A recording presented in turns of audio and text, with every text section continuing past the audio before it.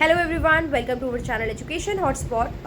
सो ये एक छोटी सी वीडियो रहने वाली है जिसमें हम एक क्वेश्चन का आंसर ढूंढने के लिए ट्राई करेंगे कि what should be the word limit of a 20 marker question in case of your IGNOU examination. अगर आपका थ्योरेटिकल एग्जाम है और 20 मार्क्स का आपको क्वेश्चन आया है तो आपको कितने वर्ड लिमिट में उसका आंसर करना है। So the answer is 500 word limit. Next question is कितने पेजेस। देखिए पेजेस आपको पता है, आप आंसर के लिए इक्वली डिवाइड कर लीजिए। अगर आप हर आंसर को 5 पेजेस देंगे तो 5 × 5 इज 25 पेज वहाँ अवेलेबल नहीं होते हैं, तो किसी एक आंसर में आपको 4 पेज का आंसर लिखना पड़ेगा। नाउ द थिंग इज, अब 500 की वर्ड लिमिट की कैसे बात करनी है। वर्ड लिमिट में आपको हर आंसर का गिनने तो एग्जाम में नहीं बैठ पाओगे, दिस इज नॉट पॉसिबल। एक आंसर का भी नहीं गिन पाओगे, राइट। तो करना क्या है, पहली बात तो जितना कंटेंट आपको पता है कोशिश करो कंटेंट पहले से लेके जाओ अपने साथ एग्जाम में। सब आंसर पाँचों के पाँचों आंसर वहीं पे अगर बनाओगे ना तो 500 वर्ड नहीं कवर कर पाओगे 500 टॉपिक्स के। तो कुछ टॉपिक पहले से लर्न करके आप लोग जाइए एग्जामिनेशन के लिए।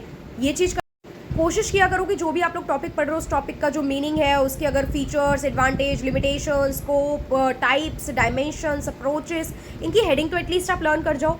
हेडिंग के अंदर मेन बात क्या कर रहा है उसको अपने माइंड में रख के जाओ, सो दैट वहाँ पे आप बना के लिख सको, एग्जाम्पल फ्रेम कर सको। प्लस सिर्फ पॉइंट लिख के छोड़ दोगे ना तो क्या होगा, लाइंस बढ़ जाएंगी, पेज भर जाएगा, लेकिन आपका जो पेज है ना वो भरा हुआ नहीं लगेगा, उसमें वर्ड्स बहुत कम दिखेंगे। तो एग्जामिनर के लिए पहचानना आसान हो जाएगा कि आपने वर्ड लिमिट पूरी नहीं करी है।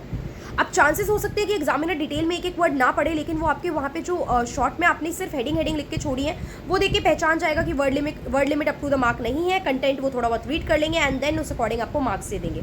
तो ट्राई करो कि एक्सप्लेनेशन जितनी ज़्यादा से ज़्यादा कर सको, मीन्स कंटेंट का एक्सप्लेन्ड वे में होना चाहिए, पेज पूरा आपका थोड़ा सा भरा हुआ लगना चाहिए।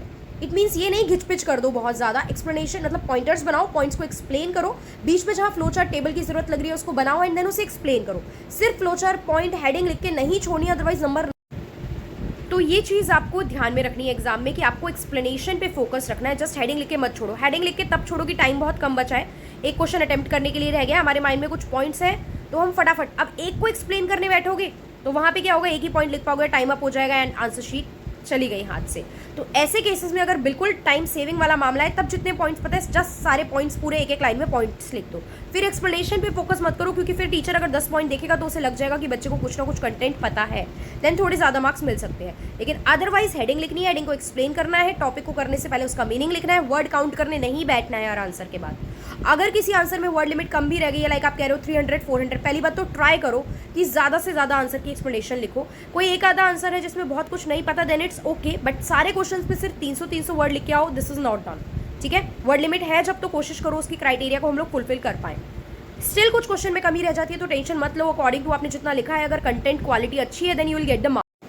हाँ, मतलब ये रहेगा कि 20 में से 20 नहीं मिलेंगे, बट एटलीस्ट एक अच्छा स्कोर आप लोगों को मिल जाएगा उसमें। So this is the thing. I think आप लोगों के कुछ डाउट क्लियर होंगे। कुछ बच्चों ने पूछा था इसके रिगार्डिंग कि अगर कम वर्ड लिमिट लिख दें या कितनी वर्ड लिमिट होनी चाहिए, तो आई थिंक थोड़ी बहुत भी हेल्पफुल रही होगी ये वीडियो। अगर हेल्पफुल रही है तो कमेंट करके बताइए, कुछ और डाउट है तो वो भी कमेंट करके बताइए। मीन्स अगर कुछ डाउट क्लियर हो गया तो वो भी कमेंट करके बताइए, बिकॉज रेसिप्रोकेट होना चाहिए। ठीक है, मुझे पता चलना चाहिए अगर आपने देखा है तो कुछ भी, अगर आपको 0.1% भी इस वीडियो से बेनिफिट मिला है, सो दैट आई ट्राई कि इस तरीके के कुछ और अगर आपको टिप्स या प्रॉब्लम्स हो उसके रिगार्डिंग हम इस तरीके से छोटी सी वीडियो बना के आपके डाउट्स को क्लियर कर सकें। So that's all for this video. Thank you for watching.